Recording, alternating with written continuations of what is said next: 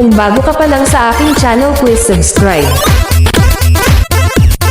May ituturo ako sa inyo regarding sa Facebook application natin, may dapat natin i-active para makatipid tayo sa load. Once na gumamit ng Facebook using mobile data, minsan pag yung load natin ay promo lang tapos nag-Facebook tayo at mag-scroll tayo ng mga nakapost sa video, automatic na mag-autoplay yan at makonsume agad yung load natin. Ngayon ituturo ko sa inyo yung dapat i-active para makatipid tayo sa load. So unang gagawin natin, kailangan natin i-update ang ating Facebook application. Buksan ang Play Store at i-type ang Facebook. Kung ang nakalagay ay update, pindutin ang ito, hintayin ang open at pindutin ito.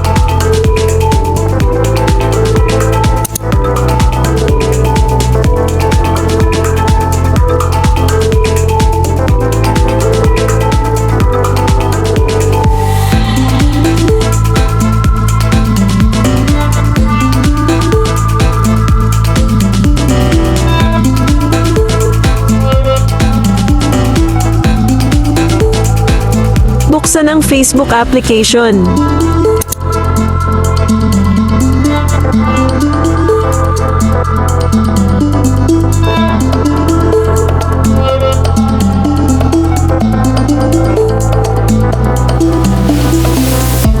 Pindutin ang profile menu nasa taas.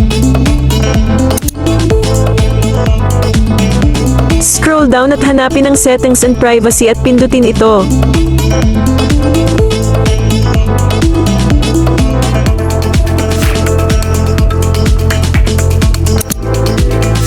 At pindutin ang settings.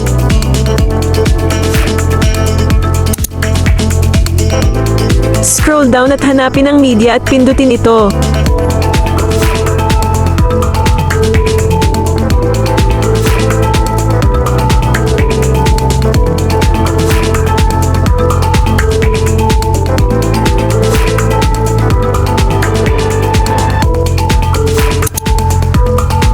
Once napindot na ang media, may makikita kang data saver, use up to 40% less data by reducing video quality. So ibig sabihin makakatipid tayo sa data usage kasi nga magkakaroon tayo ng 40% less data. Once na active natin ito, magre-reduce talaga yung video quality sa mga video. So ibig sabihin mababawasan lang naman yung quality ng video, pero ganun pa rin mapapanood mo pa rin yung video, and the same time yung advantage itong magkakaroon ka ng 40% less data, makakatipid ka sa load mo. Malaking tulong ito para ma-activate. Pindutin mo ang itong box para magkakaroon ng checkmark ang box, ibig sabihin activated na yung data saver sa Facebook mo.